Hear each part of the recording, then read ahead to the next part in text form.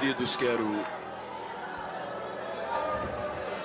saudar a todos os presentes com a paz do Senhor. Quero pedir-lhes carinhosamente, àqueles que podem, que tornem os vossos assentos.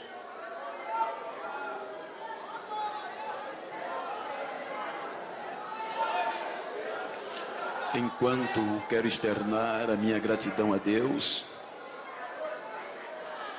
pelo rico privilégio de poder estar esta noite participando da Almada. Pela primeira vez estou aqui na cidade de Anápolis. Eu já viste que já passei algumas outras vezes pregar em Goiânia, mas para estar cultuando com esta família é a primeira vez. Então, tenho motivos de sobra para externar gratidão a Deus por este privilégio que não é merecido da minha parte. Quero agradecer ao pastor Bertier Magalhães. Pastor Magalhães, muito obrigado pela honra e a credibilidade de me dar esta oportunidade. Como pastor de igreja, vice-presidente também de uma igreja no nosso estado, já quero aproveitar e transmitir a saudação do meu pastor presidente, pastor José Orizoaldo Nunes, meu pastor regional, que é o segundo vice da nossa convenção alagoana, meu pastor Arnóbio.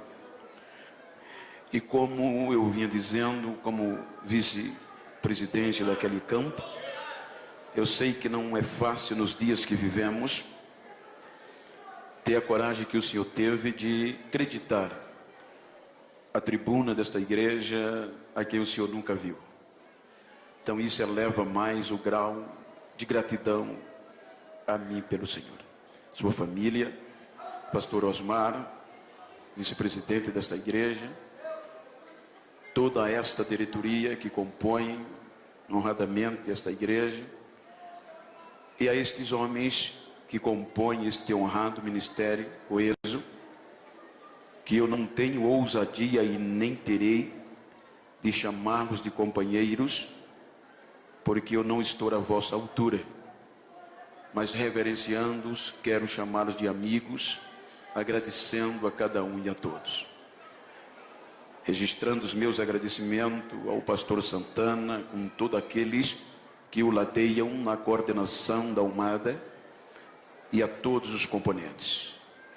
E registrar a minha gratidão, pastor Paulo, pastor Cláudio, o major, Wesley, os irmãos que estão me recepcionando desde a chegada do aeroporto.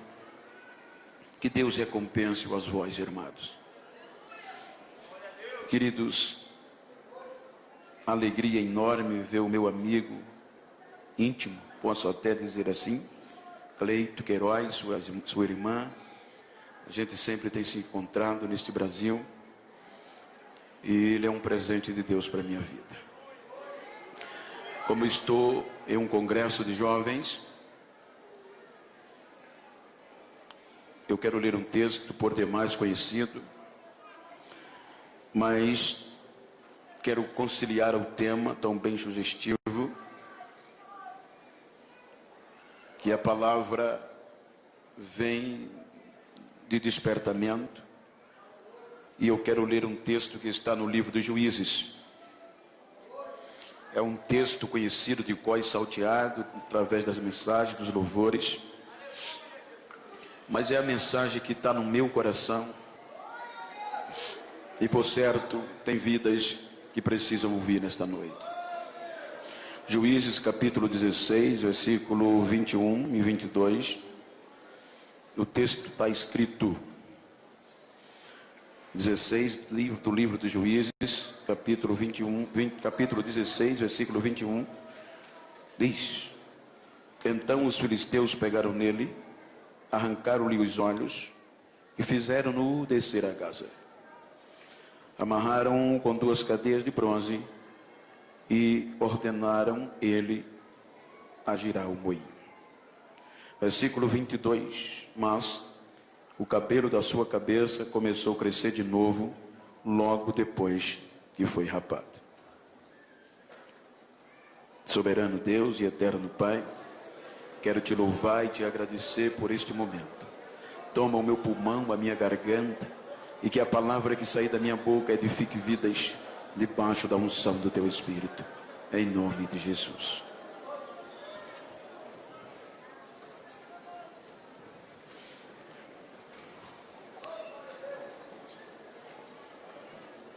Tenho lido um texto propositalmente para falar de um contexto de despertamento para uma geração em ascendência, uma geração fenomenal, que é a geração odierna. Quando nós partimos do pressuposto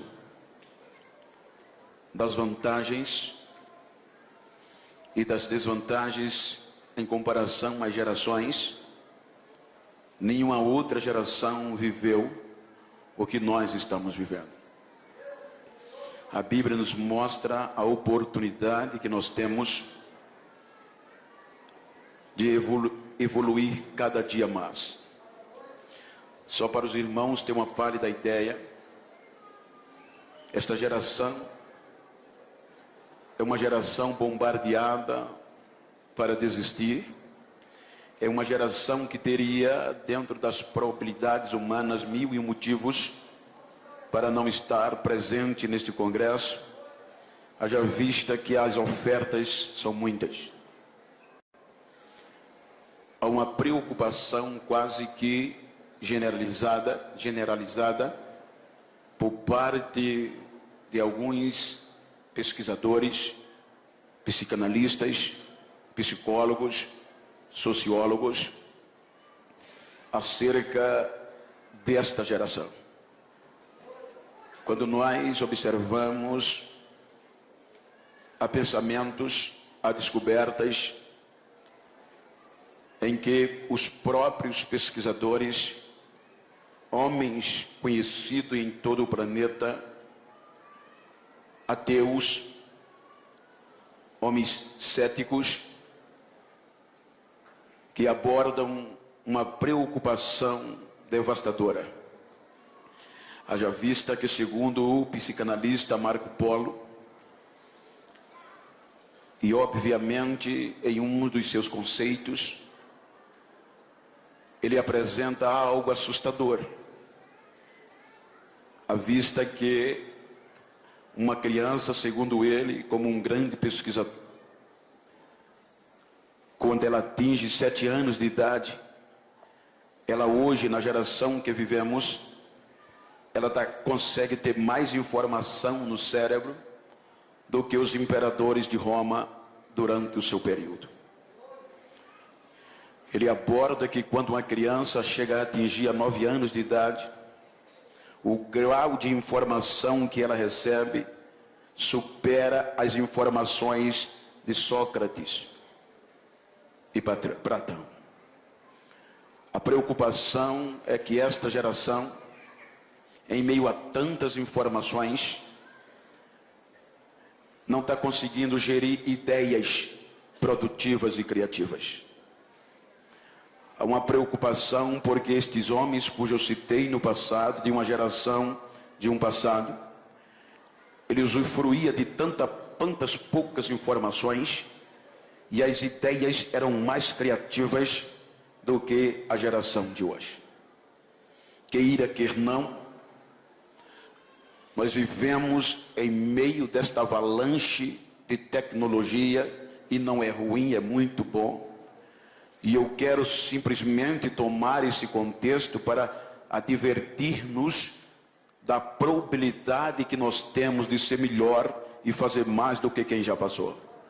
Não estou mostrando pontos na visão pejorativa e nem crítica destrutiva, pelo contrário. O interessante é que, se nós não vigiarmos, vamos ser levados por esta avalanche, porque as mutações são constantes, e por mais crente que sejamos, somos tentados e arrastados por elas. A inovação Estive lendo um artigo de um psicólogo contemporâneo, que há uma preocupação por conta da dependência.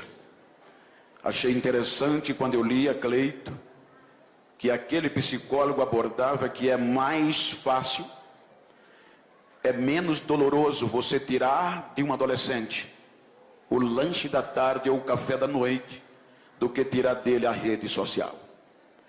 Ele está mais dependente das redes sociais do que da sua própria sustentação básica. Queira que não, estas inovações, estas avalanches, por boa que seja, mas elas têm roubado de nós algo que a geração passada tinha. Nós sabemos que hoje os lenços já não são tão frequentes nas nossas igrejas. As marcas no joelho já não são tão constantes como eram. Pois nós estamos vivendo um período de facilidade. Um período de tantas facilidades que num clicar você resolve muitas coisas. Quando uma geração passada não tinha isto. E tudo era resolvido no joelho e na lágrima. Mas nem tudo está perdido. Por isso, usando este contexto, eu quero falar-lhe sobre deixaram a raiz. Diga comigo, deixaram a raiz. Se nós observarmos o contexto bíblico, a Bíblia nos mostra no livro do Gênesis o começo da nossa história. Os 2 primeiros capítulos, e adentrando no 3º do livro do Gênesis, a Bíblia nos mostra a alegria que o próprio Deus verbalizava acerca da sua criação. A Bíblia diz que quando Deus, ele criava, que terminava o dia, ele percebia que tudo aquilo que ele fez era bom, e ele mesmo dava testemunho da sua alegria. Quando Deus cria o ápice da sua glória, o ápice da criação de Deus, que foi o ser humano, a Bíblia diz que Deus criou o ser humano com a particularidade tamanha, que o ser humano foi a única criatura que galgou um patamar de intimidade com Deus como nenhuma outra. Porém, quando nós chegamos no capítulo 3, este relacionamento é quebrado. O homem decepciona a Deus por conta do seu próprio egoísmo. O homem quis conhecer o bem e o mal e com este propósito se igualar a Deus. Então Deus aqui já tinha 1000 motivos de desistir do ser humano, de desistir do homem ou do ser humano que criou. A justiça de Deus requeria que o homem fosse exterminado, mas o amor de Deus pelo ser humano prevalece. A Bíblia diz que o homem, por conta do seu egoísmo, o pecado ludibriou, ele foi expulso da presença de Deus.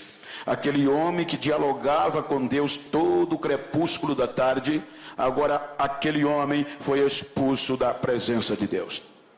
Deus deixa o homem no deserto, Deus leva o homem a seguir a sua vida, mas não o larga e não deixa de o monitorar.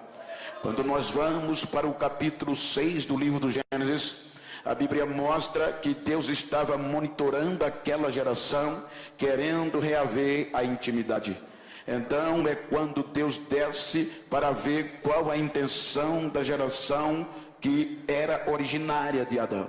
Então o caos está pior do que no começo, porque a Bíblia diz que mais uma vez o ser humano, de forma generalizada, ofende a santidade de Deus, a ponto que o pecado daquela geração cheira mal às narinas de Deus. Então a justiça de Deus agora entra em vigor, determinando a eliminação do ser humano.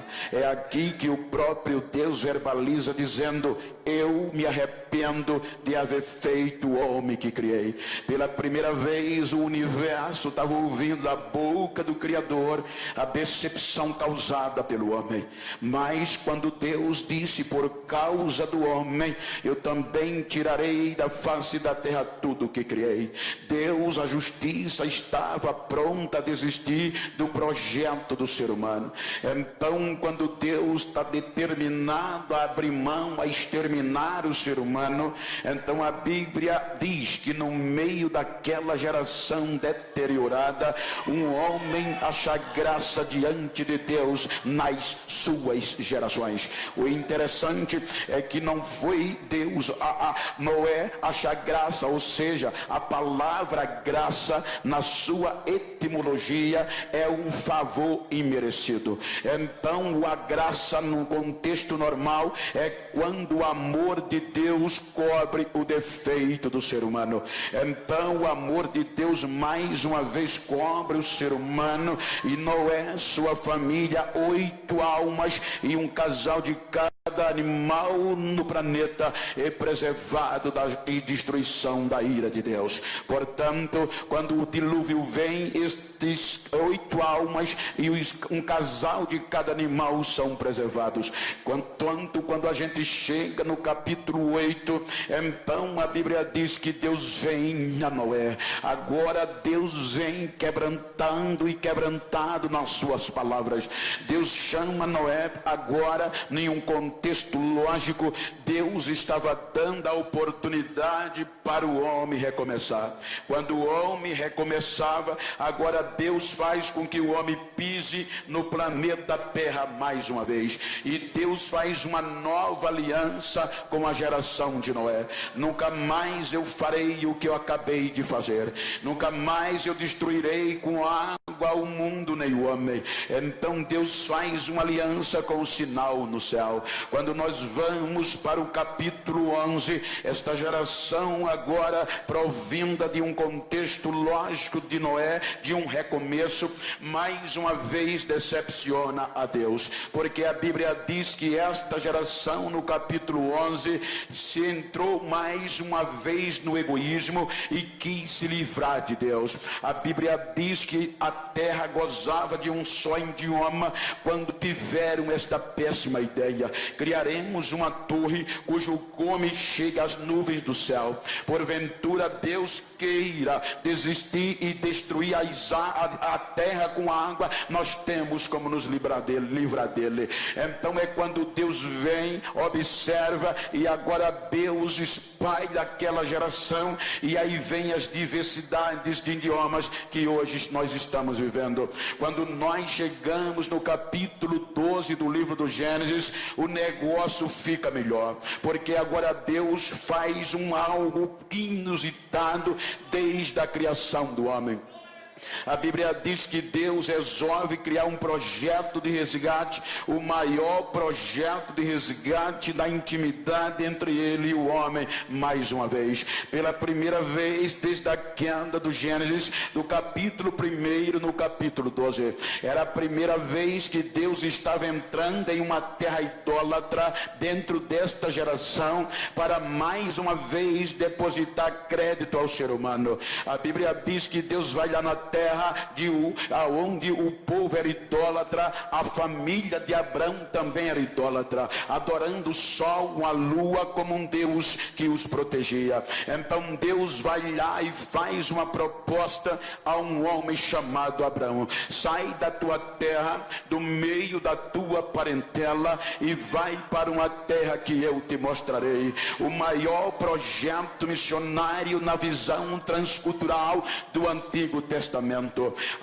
Não vou entrar nas entrelinhas, mas agora era Deus querendo reaver a intimidade com o ser humano de novo.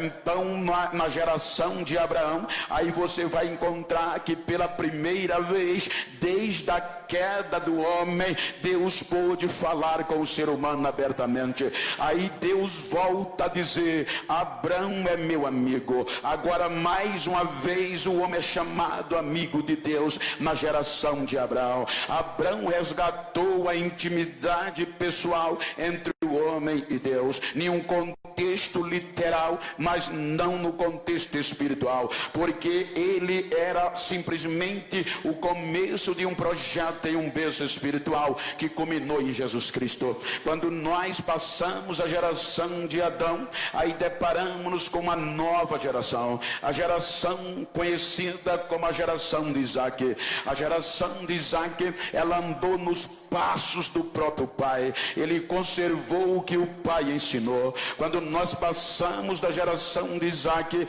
deparamos-nos com uma geração de Jacó, uma geração que teve o encontro com Deus no val de Jaboque. A Bíblia nos mostra algo interessante. O anjo, quando transforma Jacó, que fazia parte, era o alvo do projeto, então o anjo diz: a partir de hoje não será mais Jacó o teu nome, mas o teu nome será Israel, aquele que luta com Deus e prevalece. Quando nós vamos para o contexto humano, é quase que inconcebível e imensurável. Não dá para raciocinar o homem conseguindo vencer a Deus, pois a Bíblia diz que o homem prevaleceu contra Deus. Aí quando nós vamos para o livro de Oséias, Oséias mostra porque Jacó venceu a Deus. Ele diz que a intimidade naquele momento de Jacó com Deus foi tão íntima. E por onde veio esta intimidade? Pelo joelho e pelas lágrimas que ele chorava. Jacó, a arma de vencer a Deus é joelho e lágrima descendo dos olhos. Porque o salmista no Salmo 56, ele diz que nós esquecemos das lágrimas que derramamos. O salmista no Salmo 56, ele diz que Deus não perde uma gota de lágrima que cai do olho do crente, que é um projeto dele. A Bíblia diz que o anjo pega toda gota de lágrima e leva num outro para Deus, e Deus pega a lágrima e coloca no arquivo. Para quê? Para quando o adversário, o inimigo, achar que Deus vai desistir do homem, vai abrir mão dele, aí Deus vai no arquivo e as lágrimas dele estão lá. Aí não tem para ninguém. Deus desce automaticamente e faz o que tinha que acontecer. Se você observar o que uma intimidade com Deus faz, você vai ver quando Davi estava cercado por gigantes, aonde a morte já sussurrava nos seus ouvidos. Aí Davi diz que na sua angústia, no meio das suas lágrimas, ele clamou a Deus, e Deus do céu ouviu o clamor de um crente aflito lá embaixo. Aí ele continua dizendo no livro de Samuel: então quando Deus ouviu o meu clamor e viu as minhas lágrimas, ele ficou irado, fumaça saiu das suas narinas, ele chamou um querubim, montou na asa do querubim e saiu voando nas asas do vento. Aí ele diz: o relâmpago apareceu, o trovão começou a trovejar, e tudo debaixo dos seus pés se tornou escuridão. Quando você vai para a ciência, olha o que Deus faz por causa da lágrima de um projeto seu. A ciência diz que nenhum outro astro tem tanta glória no universo feito o Sol. A ciência diz que o Sol tem uma camada chamada coroa, que ela chega a atingir cerca de 2 milhões de graus Celsius. É muito calor, ninguém consegue encarar o Sol frente a frente. Mas por causa da lágrima e do choro de um projeto, aí Davi diz que quando Deus desceu para livrar, tudo dos seus pés se tornou escuridão, o sol se escondeu, a glória de Deus suprimiu a glória do sol. Aí Davi começa dizendo no seu cântico: então tudo debaixo dos seus pés se tornou escuridão, e Deus vinha, e por onde ele passava, as brasas se acendiam pelo resplendor da sua glória. Ele desceu e me resgatou das mãos dos meus adversários. Intimidade com Deus, ela é baseada em lágrima e em marca nos joelhos. Isto é que faz a diferença. Quando nós passamos a geração de Jacó lá no Egito, deparamos-nos com a geração de José. Ainda no livro do Gênesis, A Bíblia diz que a intimidade de José com Deus era tamanha que Deus lhe mostrou o futuro que haveria de acontecer. Ele tinha tanta convicção que era um projeto de Deus, que antes dele morrer, ele chamou os seus irmãos e disse: quando eu morrer, não enterre os meus ossos na terra do Egito. Carregue o meu osso numa bolsa, num saco, mas não enterra aqui. Por que, José? Porque certamente Deus visitará o seu povo e levará para a terra que prometeu. O meu lugar é na terra prometida. Leve os meus ossos com você. Aí a partir daqui apareceram os carregadores de ossos. Quando nós passamos pela geração de José, nós deparamos com a geração de Moisés. Moisés tinha uma intimidade com Deus tamanha que quando ele subia ao monte, o monte estremecia. É por isso que o escritor aos Hebreus diz que Moisés, já sendo grande, recusou-se ser chamado filho da filha de Faraó. O que isso implica, pastor? Isso implica dizer que ele alargou o privilégio de ser chamado neto da maior potência política e econômica da época. Para quê? Para preferir sofrer com o povo de Deus, para por um momento só não gozar do pecado que o povo pecava, mas tendo uma visão de uma promessa futura. Por isso ele abriu mão de tudo. Quando a intimidade era tão tamanha que quando ele entrava na tenda, a nuvem descia. Porém, se nós observarmos, havia uma prerrogativa de uma geração futura. Era através de Josué. A Bíblia diz que quando Moisés subiu o monte, só ele subia, e Josué não saía do pé do monte, aprendendo, querendo também intimidade com Deus. Quando Moisés entrava na tenda, Moisés orava, falava com Deus, Josué prostrava-se na entrada da tenda. Quando Moisés saía da tenda, Josué continuava na porta da tenda, querendo intimidade com Deus. A intimidade de Deus com Moisés na sua geração era tamanha que um dia o irmão Miriam e o irmão Arão e a irmã Miriam se revoltou contra Moisés, e nos bastidores começaram a difamá-lo por conta de uma atitude. Então Moisés nem sabia, mas Deus já ouviu lá de cima. Isso é que é amigo. Aí Deus vem e não diz a Moisés, diz: Moisés, eu quero uma reunião particular com você, com Miriam e com Arão. Leve-os para fora da tenda. Quando os três saíram fora da tenda, aí Deus desce e fala para Miriam e Arão. Disse Miriam e Arão: eu falo com os profetas, falo sim, mas com os profetas eu falo por meio de visões e de sonhos, mas com Moisés não. Moisés eu falo com ele cara a cara, olhando nos olhos dele. Ei, diga para quem está ao seu lado, se você puder, diga: se quer ter problema, fale mal de mim. Falar mal de um projeto de Deus é arriscado demais. Projeto de Deus tem intimidade com ele.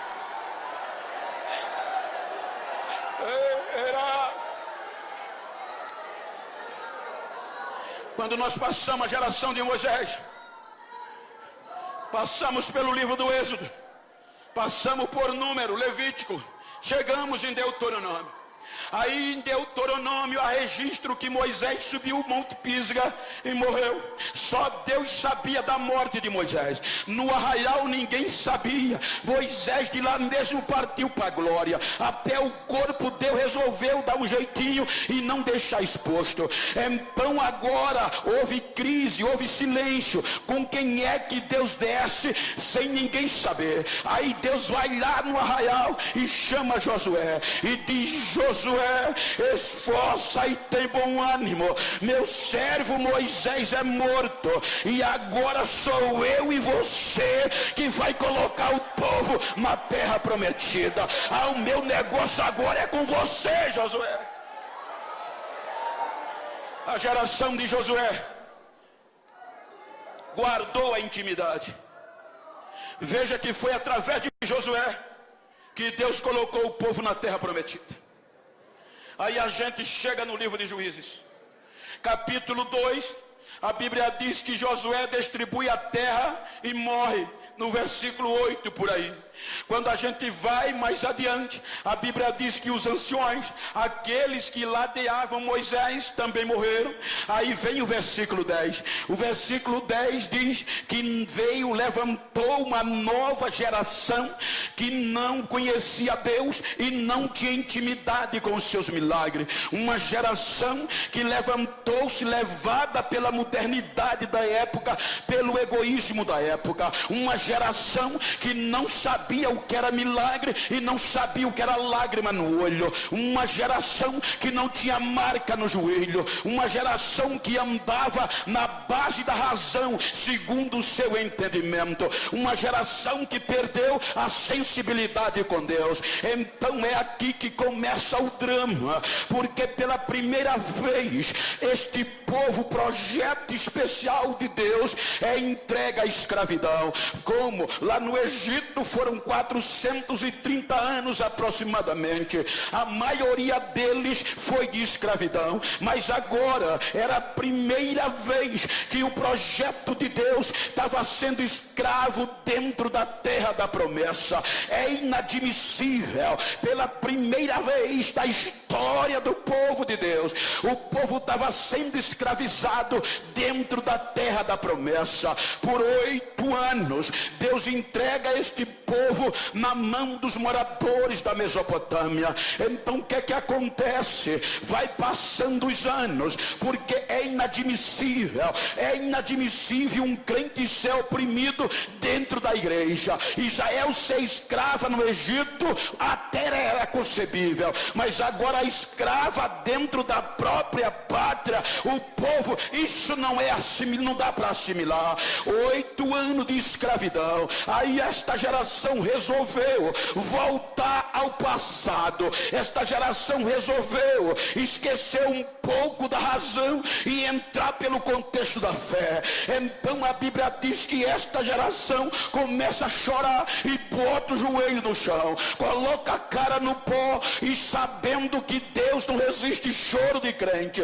Ou seja, quando esta geração chora, aí Deus já poderia ter desistido, mas não desistiu. A Bíblia diz que Deus levanta do trono, o Espírito do Senhor desce e levanta Otiniel, e Toniel liberta o povo da mão de Cusã-Risataí. Agora parecia tudo fácil, parecia tudo bom. Aí o povo volta a ter paz e Deus queria abençoar, mas aí vem o outro incidente. O povo torna a fazer o que era mal. A Bíblia diz que Deus entrega o povo na mão de uma coalizão política e militar, formada pela Amonitas e Moabita, liderada pelo rei Egrom. Aí mais uma vez, 18 anos, o povo na escravidão. O interessante é que depois de 18 anos, o povo volta a chorar. Aquela geração gostou de chorar e sabia que Deus não resiste, ou seja, ela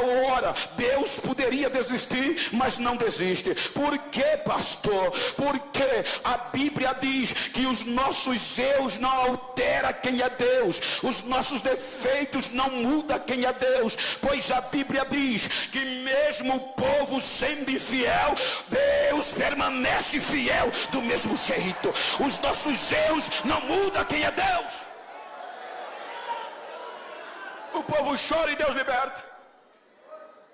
80 anos de paz. Aí nesses 80 anos, Deus disse: agora eu vou cumprir o que eu prometi ao meu amigo Abraão. Aí Deus abriu a porta do céu e Israel enriqueceu.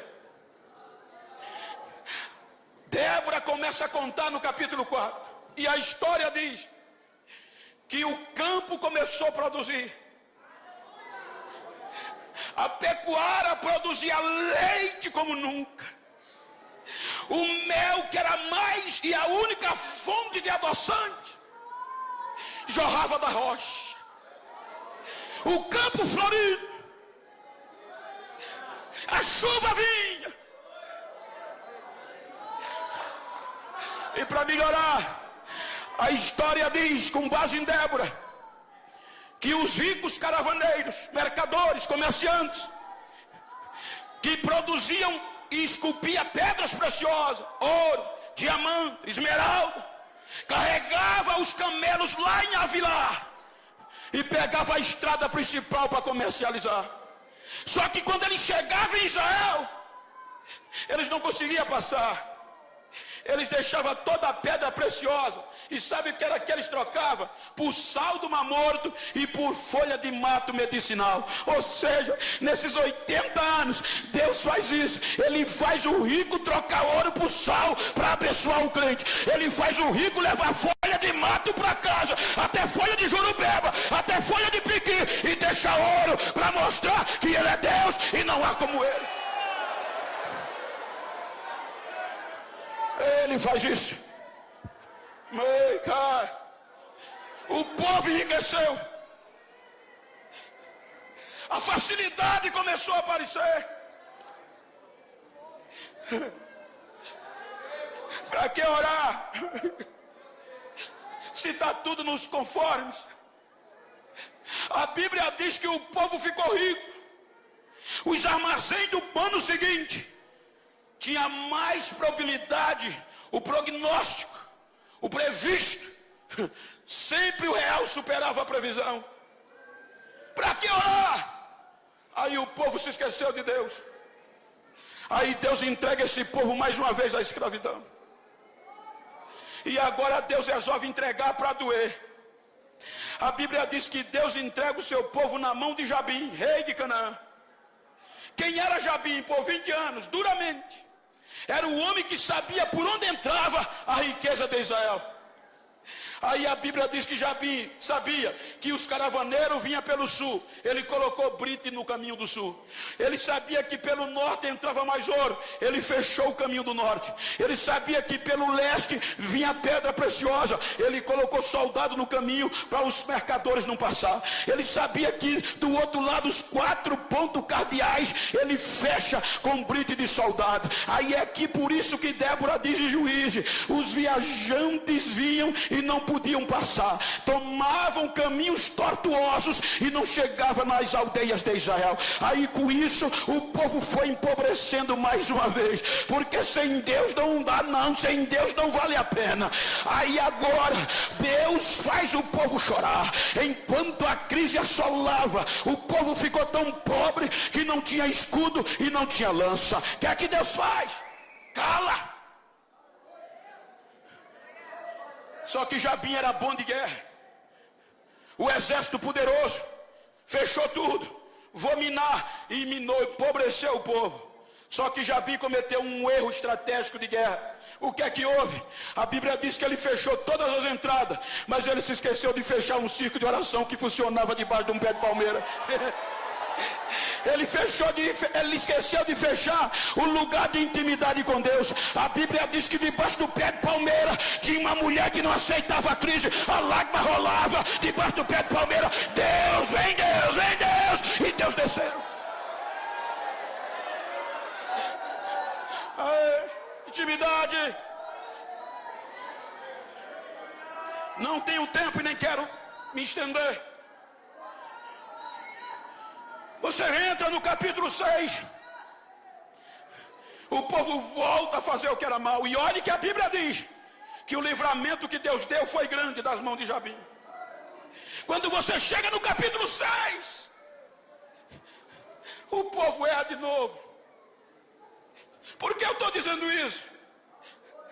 Para você saber que Deus não desiste de nós.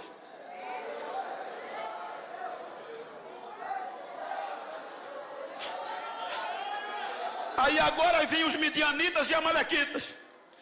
O povo plantava.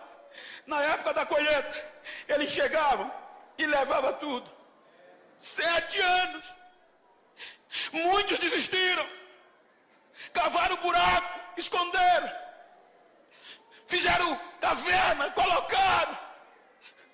Mas tinha um jovem guardando a semente no lagar. Tinha um jovem que não temia, sabendo que não podia malhar trigo no celeiro, na eira, ele levava para o lagar. Sabendo antes do inimigo chegar, ele guardava a semente. Aí o anjo achou aquilo tão interessante, que a Bíblia diz que um dia ele estava malhando trigo no lagar. O anjo chegou debaixo de um pé de pau e sentou. Olhando o jovem, meteu a marreta no trigo. Pá! Pá!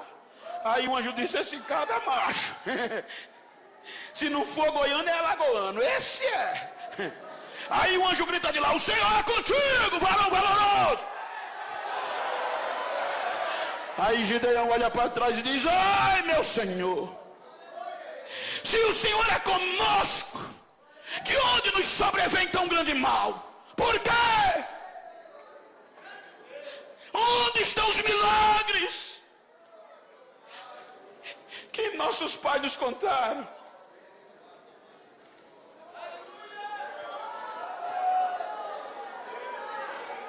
Olha a pergunta de Gideão: onde estão os milagres? Eu não sou saudosista,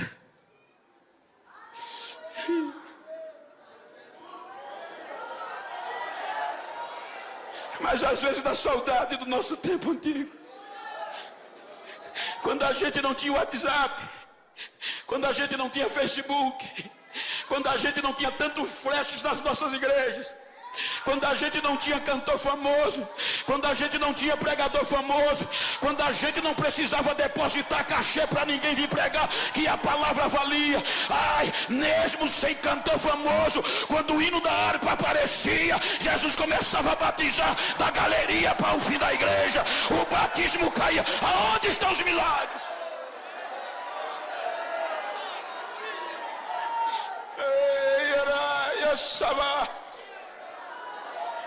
Os nossos congressos tinha dificuldades para terminar.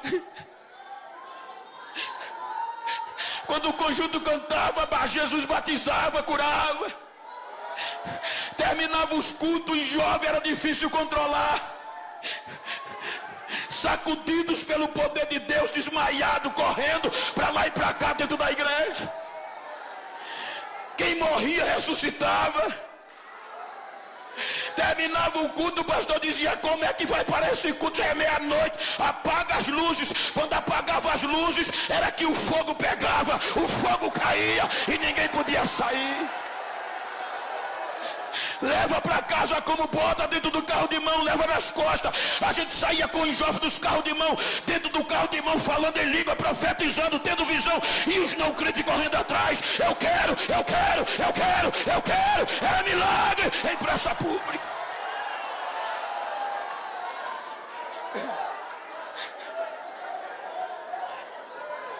Hoje nós estamos light. Vou contar que é uma experiência minha.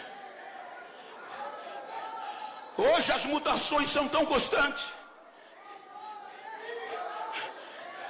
que é melhor você preservar a ética do que dar vazão ao Espírito Santo. Hoje, se você falar bonito, deixa a agenda garantida para o próximo ano. Hoje, se você tem característica política, é o cara. Na maioria das vezes não se procura saber o nível de unção. O que vale é a presença. Vieram me catequizar. Pastor Genival, pois não. O senhor tem curso superior de bacharel? Tenho. Estudei depois que Jesus me salvou. Então você não pode pregar mais como pregava, catedráticos. Mas como? Você está quebrando ética e protocolo.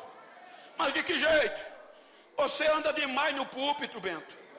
Você chora demais. As nossas igrejas hoje, isso é topada de universitário, doutores. Isso é antiético, é feio e está certo. Se você chorar, tem que ser 2 lágrimas e enxugada assim, ó.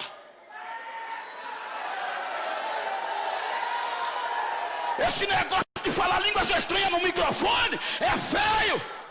Ninguém vai entender. Você tem que começar a pregar friozinho e terminar gelado, para não quebrar a ética. Dá para você? Eu digo, dá não, doutor. Mas por quê? Eu sou assembleano até o tutano. Eu nasci no fogo, eu nasci no Pentecoste, eu nasci no fogo. Cadê a geração do milagre? Cadê a geração que não vai deixar essa chama apagar? Cadê a geração que com anel ou sem anel ainda fala em línguas estranhas, ainda profetiza?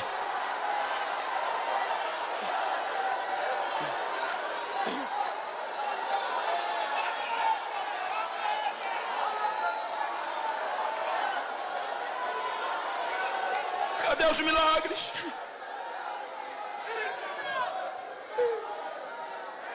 Há mais preocupação no número de CD e DVD que vamos vender. Há mais preocupação em deixar a agenda do ano que vem agendada do que provocar os milagres na casa de Deus. Eu não vim pregar chave de carro, eu não vim para aqui pregar chave de carro, eu vim para aqui pregar avivamento. Ainda tem milagre.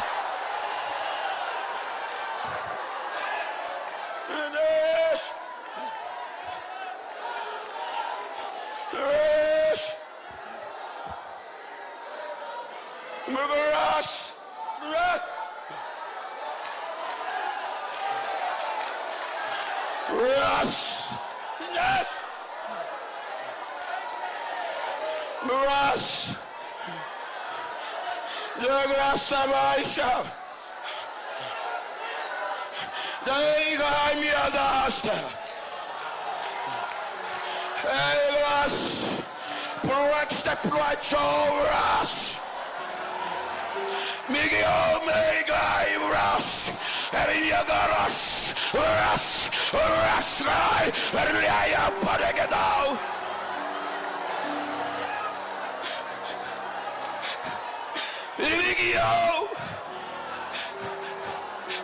A minha glória está invadindo vidas nesta noite. Eu estou sacudindo uma geração pentecostal como nunca antes da história. Esta noite eu encho a galeria da minha glória e derramo na nave da igreja. O meu espírito está renovando vidas, porque eu estou distribuindo dons neste momento, diz o Senhor desta igreja.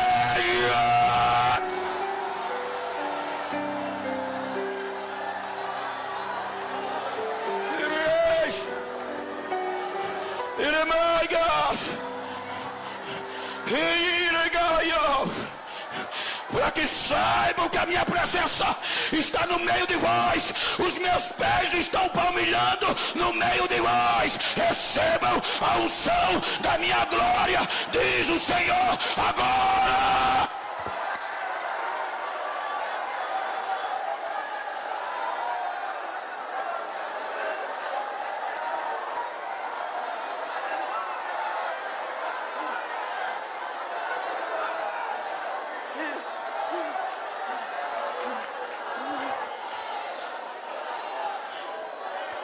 Onde estão os milagres que os nossos pais nos contaram? Quando você passa Gideão, o povo volta a errar. Aí o Espírito Santo usa Meleque. O povo volta a errar. O Espírito Santo levanta a tola. O povo volta a errar. O Espírito Santo levanta Jair. O povo volta a errar. O Espírito Santo levanta Jefté. O povo volta a errar. O povo errando, Deus levanta Ibizã. O povo volta a errar, Deus enche o jovem Abidom. Aí a gente chega no capítulo 13 de Juízes. Aí a Bíblia diz que o povo volta a errar. E Deus entrega na mão dos filisteus pela segunda vez. 40 anos. 40 anos. O povo não aguentou. Chora.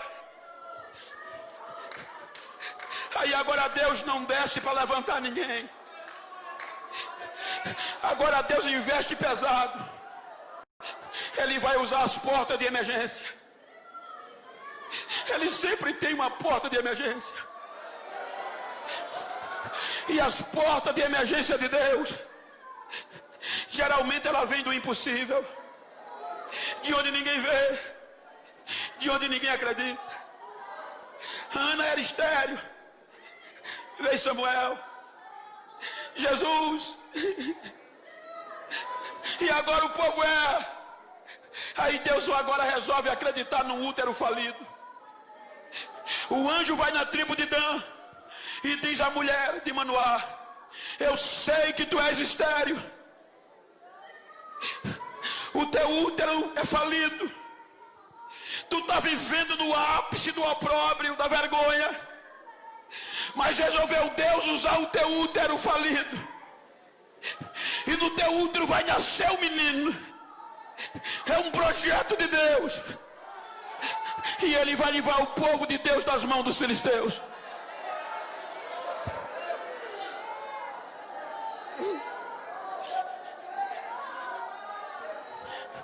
A mulher aceita a proposta, e o capítulo 13 diz que o menino nasce. O anjo disse à mulher: ensina ele é nazireu, ele não pode beber nada derivado da uva, não pode comer comida imunda, não pode tocar em cadáver, e não pode passar navalha na cabeça. Ensina ele. Foi aqui que Salomão escreve os provérbios no sentido familiar.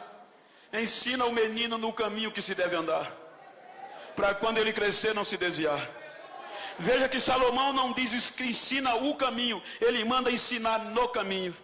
Por quê? Porque ensinar o caminho qualquer um pode ensinar, mas você corre o risco de se perder. Mas ensinar no caminho é impossível se perder, porque você vai junto, você vai na frente. É por aqui, a gente chega. Quando a gente vai terminando o capítulo 13, a Bíblia diz que o menino ia crescendo, e o Espírito Santo incitava o menino, provocava ele. O Espírito Santo via o menino crescendo, e o Espírito Santo ia dizendo: tu vai ser uma bomba nas minhas mãos, eu vou sacudir a tua geração por meio de você. Quando a gente chega no capítulo 14, o menino cresceu.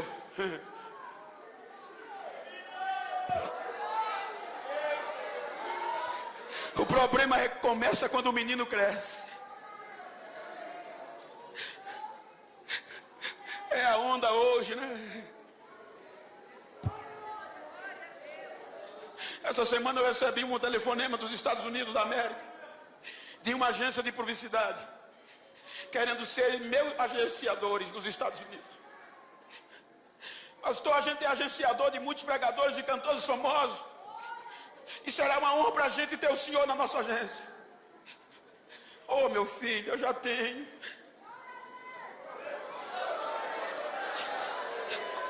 Já tem, pastor, tenho. Todo mês eu estou aí nos Estados Unidos. Mas quem é seu agenciador, pastor, tão forte assim? Ele está lá em cima.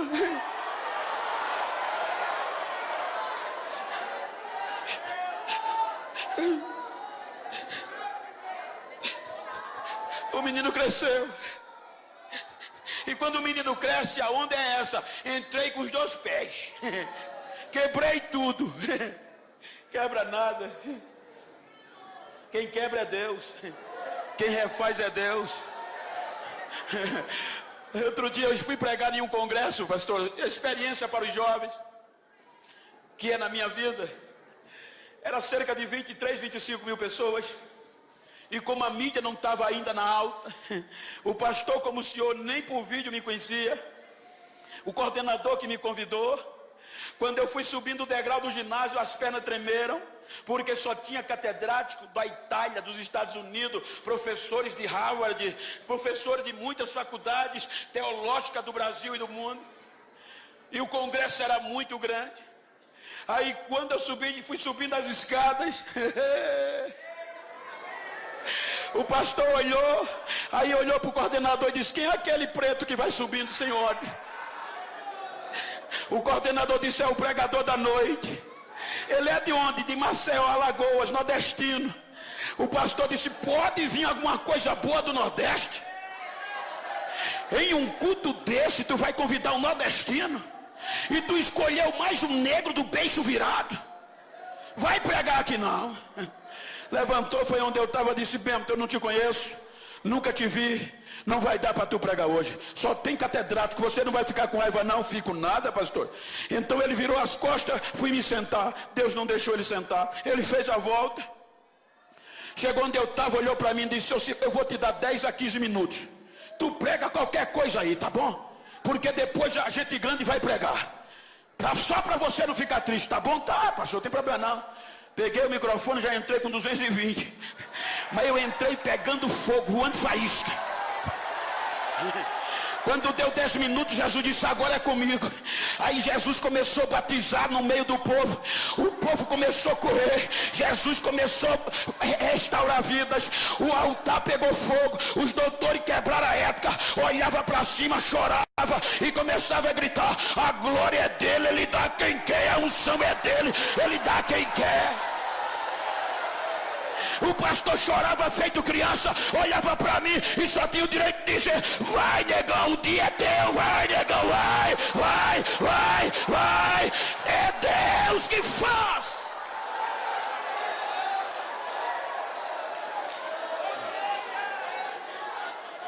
O menino cresceu, gente. Enquanto o menino não tinha crescido,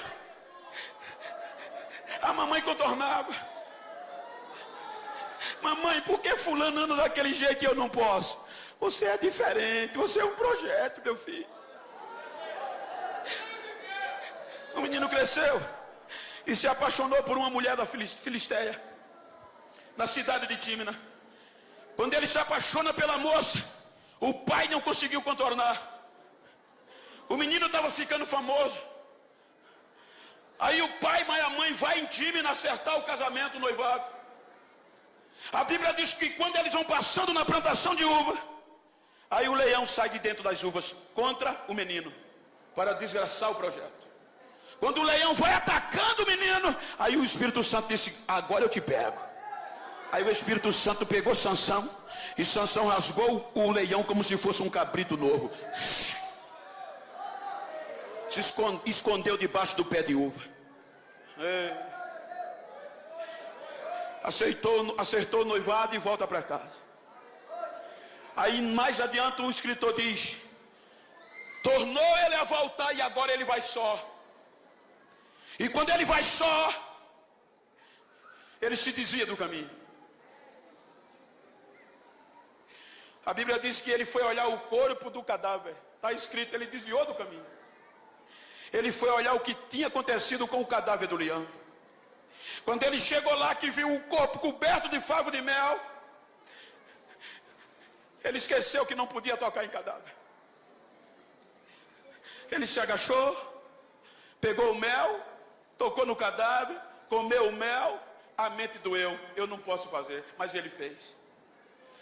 Além de comer, ainda leva para casa, dá o pai e dá a mãe. Aí o escritor coloca uma conjunção adversativa: porém, ele não disse o pai e a mãe de onde veio o mel. Então ele sabia que tinha errado. Mas a fama não deixou ele reconhecer.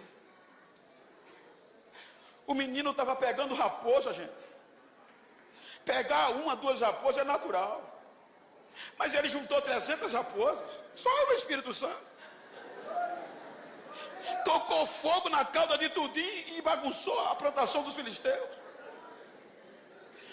O menino estava tão famoso que os filisteus subornaram alguns judeus para amarrar ele. E o texto diz que amarraram ele com cordas novas. Essas cordas eram tão resistentes que diz a história era de nervo fresco de animais. Se colocasse 2 bois puxando em sentido contrários, eles não quebravam aquelas cordas. Amarraram ele. Quando os filisteus chegaram: Sansão! Amarrado. Ele quebra as cordas como se fosse um fio de linho queimado. E depois que quebra a corda, ele grava grava um CD musical. Se fosse hoje, A Bíblia diz que ele pega uma queixada de jumento, mata 1000, mata 500, mata mais 500, faz um montão, e ele sai cantando. Com a queixada eu matei 500, com outra fiz um montão, e bababá, ficou famoso, já estava gravando até aí.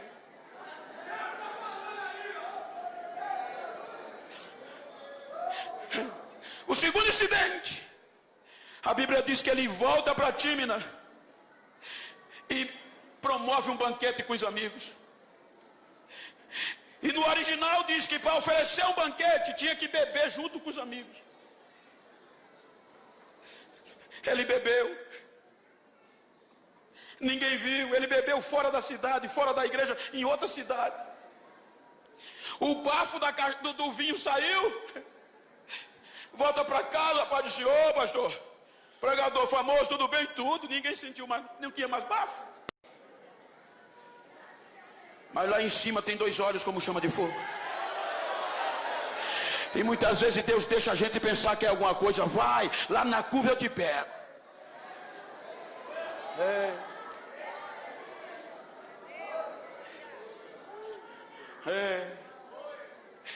O capítulo 15 era para Sansão recomeçar, gente. Beber ninguém viu. Comeu o mel ninguém viu. Então a fama o encheu de orgulho e ele não quis recomeçar, que era fácil. Quando você lê o capítulo 6 de Números, Deus deixou uma porta de recomeço para um nazireu que falhasse. Deus disse a Moisés: quando um homem fizer um voto de nazereado, ensina a ele, Moisés, que ele não pode comer nada derivado da uva, não pode comer uva passas. Ele não pode, Moisés, de maneira nenhuma tocar em cadáver, ainda que seja o cadáver do pai, da mãe, do irmão, da irmã. Mas, Moisés, se acontecer algum incidente, diga a ele, Moisés, que tem jeito. Manda ele procurar o sacerdote. Quando ele chegar no sacerdote, o sacerdote pega ele, deixa ele em 6 dias de observação. No 7º dia, o sacerdote leva ele para a porta da tenda e rapa a cabeça dele. No 8º dia, ele traz um cordeiro pela expiação, ele traz 2 rolinhas, está resolvido. Porém, Moisés, tem que recomeçar. Ou seja, se tem 5 anos de nazereado, zera, recomeça de novo com a cabeça rapada. Só que para beber ninguém viu. Está na lei. Para tocar no cadáver ninguém viu, deu para esconder. Mas já pensou? Amanhecer no outro dia com a cabeça rapada na porta da igreja? Todo mundo ia saber, o famoso caiu. O caba pecou. E a história diz que o maior inimigo do recomeço se chama orgulho. O maior inimigo do recomeço se chama orgulho. Era fácil demais. O capítulo 15 era para ele recomeçar. Mas o orgulho não deixou. Aí vem o capítulo 16. Como ele não procurou o sacerdote, aí Deus disse: eu vou mostrar quem é que manda aqui. Aí joga ele na mão de Dalila. Na mão de Dalila, ele não aguenta 3 chavecos. Primeiro, ele sai de fininho.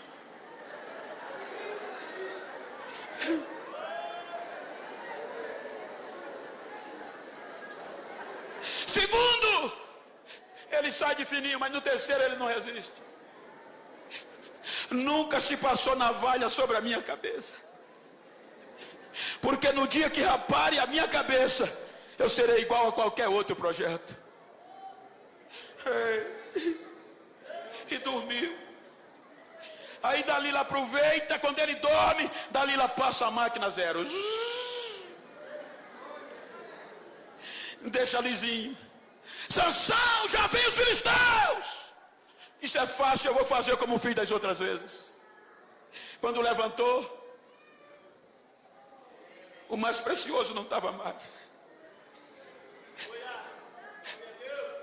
O Espírito Santo tinha saído. É aqui que o tema nos desperta. Ter cuidado. Dá uma olhadinha para esse jovem que está ao teu lado e desperta.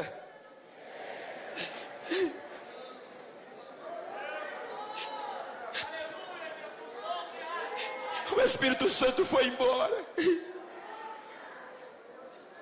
Os filisteus arrancaram o globo ocular de Sansão, gente. Amarraram-o com 2 cadeias de bronze. Jogaram ele no cárcere para girar moinho. Sabe quem girava moinho? Jumento. Agora um projeto de Deus. Estava fazendo trabalho de jumento no cárcere. Os filisteus tiraram 99% do que Sansão tinha.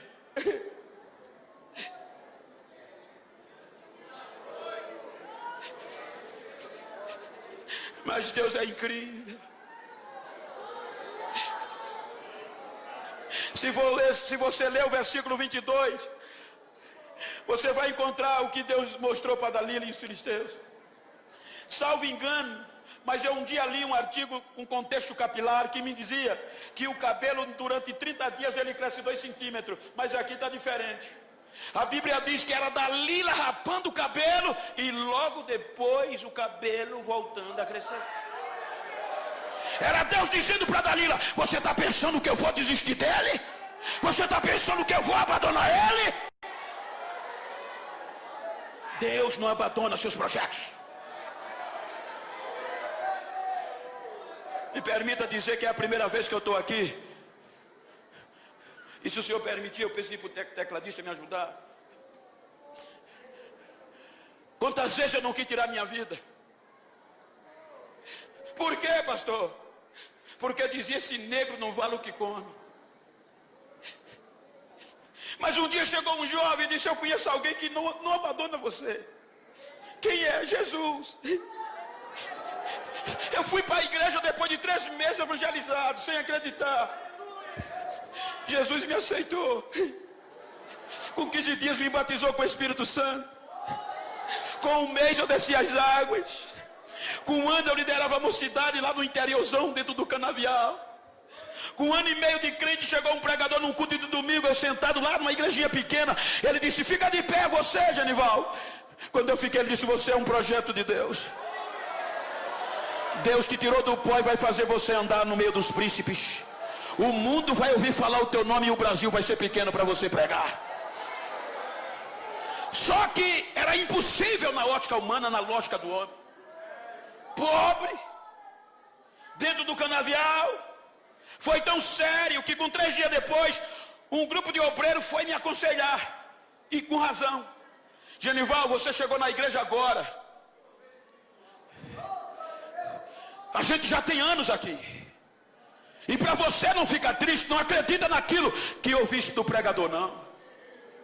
Mas por quê? Porque você é diferente, não tem jeito. Mas eu não sou crente. Mas você tem 3 defeitos que não vão te aceitar. Então quais são os meus defeitos? Tu é pobre, analfabeto e preto.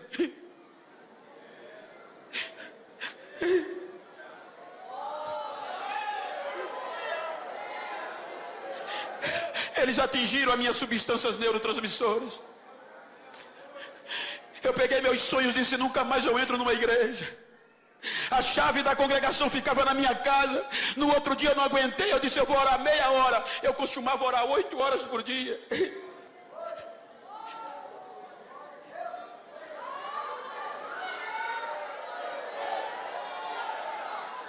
Quando eu dobrei o joelho meia hora para me levantar, não consegui, porque tinha 2 mãos nos meus ombros dizendo: fica aí que eu vou mostrar quem eu sou a você. Eu vou mostrar.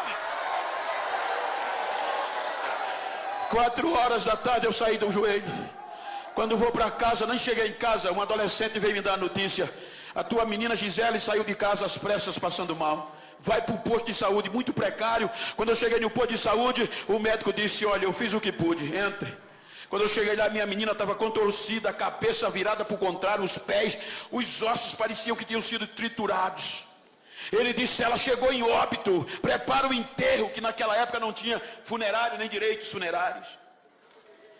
Eu peguei a criança no colo, saí desanimado, acabado, minha esposa chorando comigo, no meio da rua. Quando eu vou entrando para a rua da minha casa, o Espírito Santo fala no meu coração: vai para casa fazer o que, Morena? Volte para onde você estava orando, leve ela, que hoje eu vou mostrar a você quem sou eu. Hoje eu vou mostrar a você o que é que eu faço com os meus projetos. Hoje eu vou indicar para você que eu não dependo da opinião do homem. Eu não trabalho na lógica do homem com os meus projetos. Vai para lá que eu vou te mostrar quem eu sou. Leva ela para lá. Eu passei direto, joguei a menina no piso da igreja e gritei: acabou! Foram dizer o médico, ele endoidou, foi para a igreja. Quando eu caí, não vi mais nada, só gritava. Aí a voz de Deus entrou no santuário. Audivelmente Deus me disse: fui eu que te trouxe aqui, meu filho. E eu te trouxe aqui para te dar a oportunidade de me aproximar de ti, para tu saber quem sou eu. Eu vou fazer você sentar entre os príncipes. Eu quero te dizer que meus projetos ainda estão de pé. As minhas propostas estão de pé. Eu não desisto de você. E para você saber quem sou eu, veja o que eu estou fazendo. Quando ele disse assim, não deu 15, 10 segundos, a menina deu um pulo no meio da igreja e saiu correndo. Pai, pai, pai. Ele deleitou em 10 segundos a menina. O médico, as enfermeiras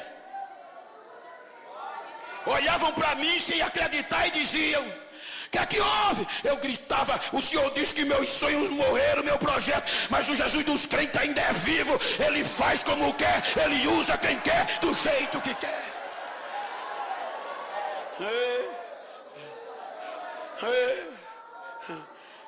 Desperta. Hoje eu estou pregando para a juventude, é por isso que eu estou dizendo isso.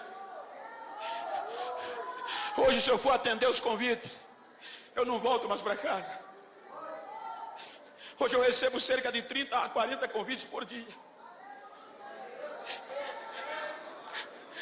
2 vezes por mês eu tenho que cruzar os oceanos a convite para pregar o Evangelho. No Brasil, eu ando mais de avião do que de carro, filho. Mas por que o Senhor está dizendo isso? Deus não desiste dos seus projetos.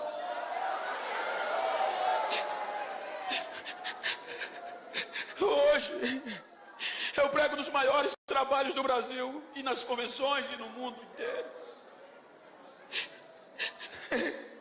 Acostumado a andar de carroça de trator, em lombo de burro. Hoje, desembarco nos aeroportos. Tem alguém me esperando. Mas Bento, faz um site. Eu não tenho site. Bento, vende DVD. Nunca vendi um DVD.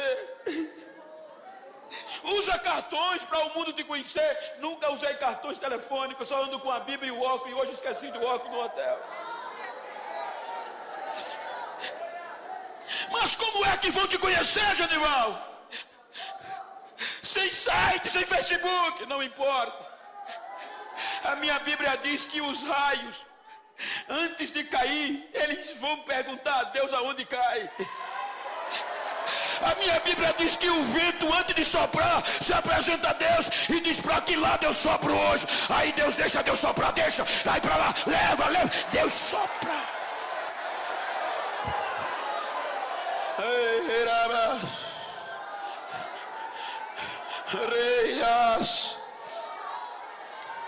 Tiraram 99% do projeto de Deus. Jogaram no cárcere. Humilhamos a ele e o seu Deus. E era comum os pagãos fazer um culto em ação de graça quando venciam os seus adversários. A Bíblia diz que os filisteus fizeram um culto em ação de graça a Dagon, no templo de Dagon. que lotou a igreja, a casa. A Bíblia diz que entre príncipes, mulheres e homens, a casa lotou, que só no teto tinha cerca de 3.000 pessoas penduradas. Para quê? Para ver o projeto sendo humilhado, pastor Santana. A Bíblia diz que quando a festa estava boa, aí o príncipe dos filisteus disse: manda buscar o Sansão, um projeto falido, para a gente se divertir com ele. Agora o projeto de Deus, Senhor, algemado, sem visão, sem direção. Aí o guia vai lá no cárcere buscar ele. Me permita, pela intimidade, pastor. O guia vai lá no cárcere. Wesley, me ajuda aqui. E Sansão está lá, conjecturando. O guia pega Sansão e ele vem rebocado para o templo de Dagon. Um projeto que arrancava portão de cidade, o projeto que botava homens, milhares para correr. Agora um guia rebocando ele. Quando ele chega no templo de Dagon, a Bíblia diz que o povo brincava com ele. Você sabe o que isso quer dizer?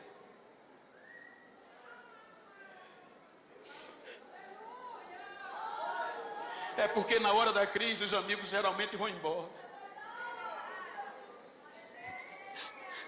Aí Sansão sendo humilhado. Aí ele já cansado olha para o guia e diz: me coloca na coluna central. O guia leva ele, deixa ele perto da coluna. É aqui que aprendemos uma lição que eu quero transmitir nessa noite. Tiraram 99% de Sansão, mas não tiraram a esperança dele. Diga para quem está ao seu lado: os teus erros não destrói você. O que pode te destruir é faltar a esperança. Enquanto tiver esperança, Deus está disposto a usar de novo. Veja que Sansão nas entrelinhas diz isso. A Bíblia diz que quando ele está na coluna, que sente a coluna, ele não ora, ele clama. Porque isso implica dizer que ele já vinha orando no cárcere.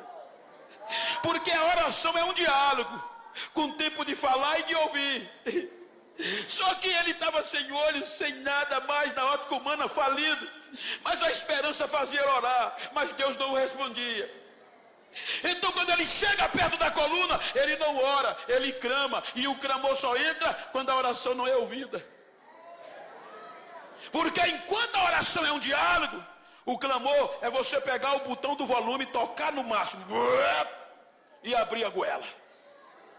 Aí a Bíblia diz que quando ele está perto da coluna, ele clama: Senhor, me usa de novo. Pelo menos só essa vez. Eu quero sentir tua presença de novo, me usa. Na hora, o Espírito Santo desce, sacode Sansão. Agora na presença de Deus ele pega as colunas e joga o templo de Dagon para baixo. Isso é lindo demais.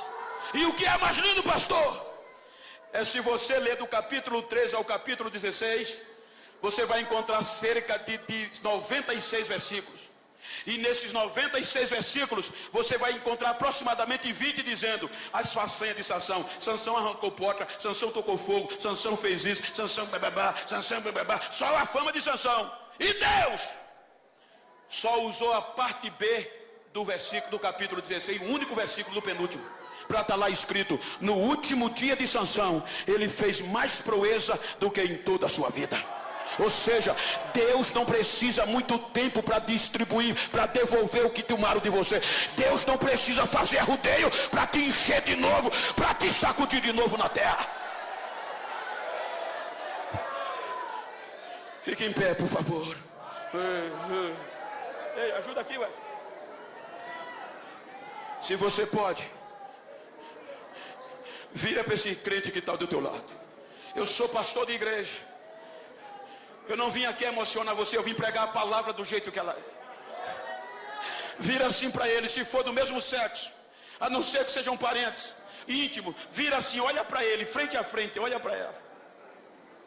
E diga para ele, não estou nem aí como você chegou aqui nesse culto. Estou nem aí como você chegou nesse congresso. Diga ele, estou preocupado como você vai sair. Diga, eu tenho uma palavra para você. Me faz um favor. Se porventura, depois desse congresso, tu encontrar algum filisteu perdido por aí, que não acredita mais em mim, que pensou que eu estava acabado, que Deus tinha desistido de mim, faz um favor para mim, dá 2 recadinhos a eles. Primeiro recado, diga que eles cometeram um erro. Segundo recado, foi me deixar vivo. Terceiro recado, diga a eles que eles aparam a cabeça, mas deixaram a raiz.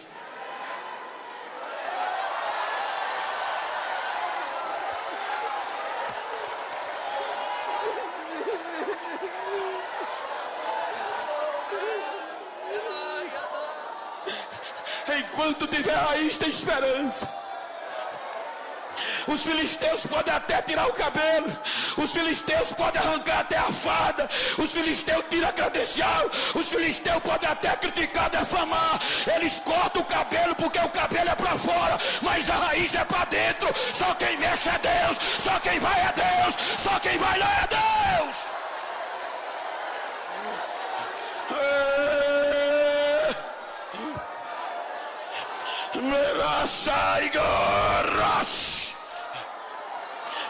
Tem raiz. Se tem raiz, tem recomeço. Se tem raiz, tem recomeço. Se tem raiz, tem recomeço. Se tem raiz, tem recomeço. Se tem raiz, Deus está devolvendo de novo. Se tem raiz, vai crescer de novo. Se tem raiz da velha geração, vai ter batismo, vai ter cura, vai ter dons espirituais sendo devolvido hoje.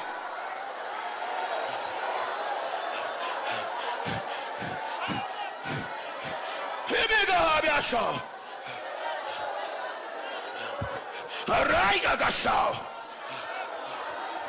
Arramia Deus. Achei com prosaia legal. Ele me colossou. Ampsite que tá eu dou. Aí no buraia sambra. É bião me gasta tá dando. Sou eu que faço. Sou eu que desfaço. E sou eu que volto a fazer. Esta noite eu estou restaurando sonhos. Esta noite eu estou restaurando projetos. Esta noite eu estou devolvendo a minha presença para aqueles que havia perdido. Esta noite eu estou fazendo algo grande novo no meio de vós, para que vocês saibam que eu tenho urgência. Recebam o avivamento da minha parte pelo abraço do meu Espírito, diz o Senhor desta igreja.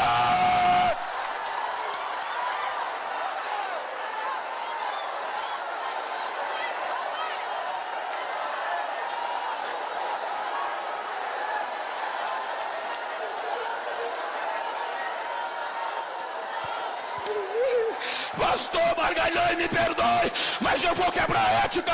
Eu estou sendo cheio de uma unção sobrenatural. Recebe a unção que está descendo aqui agora.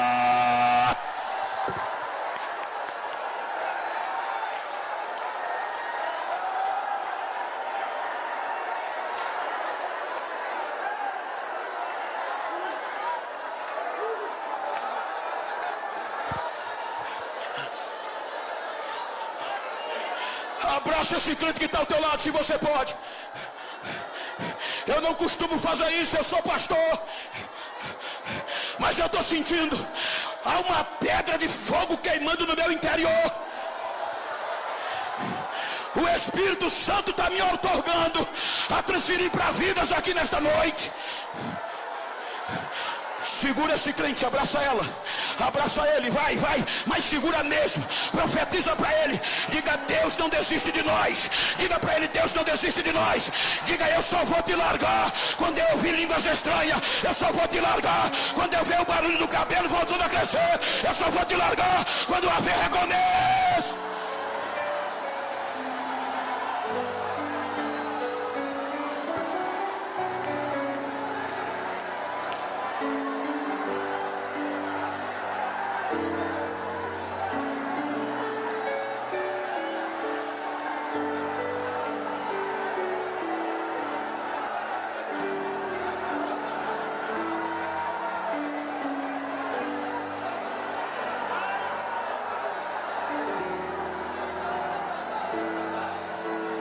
Quem tem língua, fala em línguas estranhas. Quem não tem, recebe batismo agora. Toca fogo nesse crente que está ao teu lado. Diga para ele: Deus não desiste de você. É hora de recomeçar. É hora de recomeçar. É hora de recomeçar. Deixa a lágrima cair. Deixa.